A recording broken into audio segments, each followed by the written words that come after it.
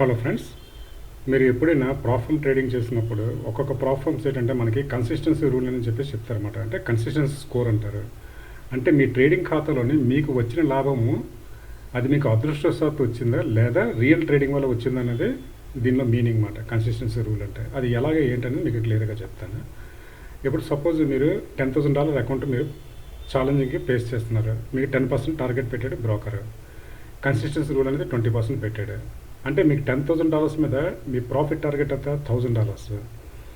$1,000లో 20% తీయాలి consistency rule అంటే $200. అంటే ఒక సింగిల్ డేలోని మీరు మీ ట్రేడింగ్ అకౌంట్లోని $200 మించి ప్రాఫిట్ తీయకూడదు. ఒకే ఒక ట్రేడ్ మీద $200 లోపు ఉండాలి ప్రాఫిట్. ఒకవేళ 4-5 ట్రేడ్లు తీసుకున్నా సరే $200 లోపు ఆ 4-5 ట్రేడ్ల యొక్క ప్రాఫిట్ ఆ లోపే ఉండాలన్నమాట. అంతకు మించి ఉండకూడదు. అంతకు మించి ఉంటే మాత్రం మీ ట్రేడ్ అకౌంట్ అనేది స్క్వీజ్ అయిపోతుంది అనమాట. మీరు పెట్టుకున్న డబ్బులు లాస్ అయిపోతారు అనమాట. సో కన్సిస్టెన్సీ రూల్ అనేది ఈ విధంగా వర్కౌట్ చేస్తుంది అనమాట. ఫర్ ఎగ్జాంపుల్ మీరు ఇప్పుడు టోటల్ టార్గెట్ ప్రాఫిట్ మీద $1,000 మీరు తీయాలి. ఒకే ఒక సింగిల్ డేలోనే $600 ప్రాఫిట్ తీస్తారు. అంటే 60% తీస్తారు అన్నమాట $1,000లోనే. ఇంకొక 10 డేస్లోనే మీరు $400 తీశారు. ఒక సింగిల్ డేలో $600 తీస్తారు 60%. ఇంకో 10 డేస్లోనే $400 తీశారు. మీరు ఎలిజిబుల్ అవ్వదు. ఎందుకంటే మీరు 1000 ఈవెన్ మీరు రీచ్ అయినా సరే మాత్రం ఒక సింగిల్ డేలోనే $200 మించి ప్రాఫిట్ వచ్చింది కాబట్టి మీ అకౌంట్ క్యాన్సిల్ అయిపోతుంది. మీరు ఏదైతే ప్రాఫామ్ అకౌంట్ పర్చేజ్ చేసిన అమౌంట్ స్పెండ్ చేస్తారో అది లూజ్ అయిపోతారు అనమాట. సపోజ్ ఏదైనా ఒక సింగిల్ డే ఒక సింగిల్ ట్రేడ్ కానీ ఒక 3-4 ట్రేడ్లు కానీ టోటల్గా మీరు $150 ప్రాఫిట్ తీశారనుకోండి.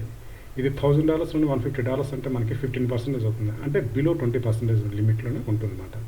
కాబట్టి మనం కన్సిస్టెన్సీ రూల్ 20% ఉన్నదంటే మాత్రం $10,000 అకౌంట్ మీద $1,000 ప్రాఫిట్ టార్గెట్ అంటే దీంట్లో 20% అంటే $200 మించి ఏ ఒక్కరోజైనా మనం ప్రాఫిట్ తీయకూడదు. అంటే మన లిమిట్ అనేది ప్రాఫిట్ $200 లోపు ఉండాలి.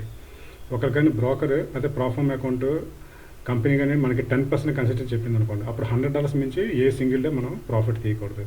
అదే 15% చెప్పింది అనుకోండి, $150 మించి ఏ సింగిల్ డే మనం ప్రాఫిట్ అనేది తీయకూడదు అనమాట.